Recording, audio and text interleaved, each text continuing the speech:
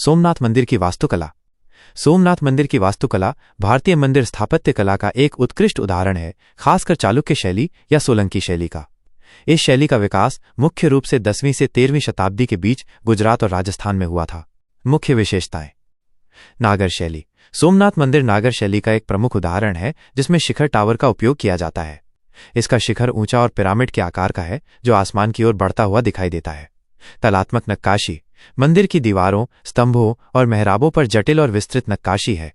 इन नक्काशी में देवी देवताओं, पौराणिक कहानियों, पशु पक्षियों और ज्यामितीय पैटर्न को दर्शाया गया है। गर्भगृह और मंडप। मंदिर में एक गर्भगृह सैंक्टम सैंक्टोरम है, जहां मुख्य देवता भगवान शिव ज्योतिर्लिंग के रूप में विराजमान है। गर्भगृह के सामने एक विशाल मंडप हॉल है, जहां श्रद्धालु पूजा और अनुष्ठान करते हैं। त्रिशूल।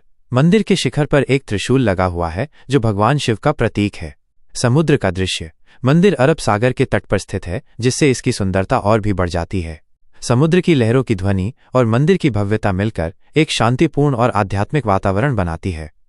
महमूद गजनवी का आक्रमण 1025-26 ई। महमूद गजनवी का सोमनाथ मंदिर पर आक्रमण भारतीय इतिहास की सबसे विनाशकारी घटनाओं में से एक है। यह आक्रमण केवल लूटपाट के उद्देश्य से नहीं, बल्कि इस्लाम के प्रसार और भारत के मंदिरों की धन संपदा को हड़पने के उद्देश्य से किया गया था। आक्रमण की घटनाएं।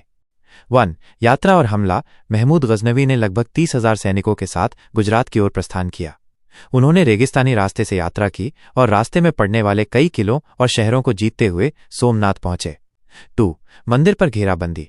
जब महमूद गजनवी सोमनाथ पहुंचे तो उन्होंने देखा कि मंदिर की सुरक्षा के लिए लगभग 50,000 सैनिक और कई पुजारी तैनात थे।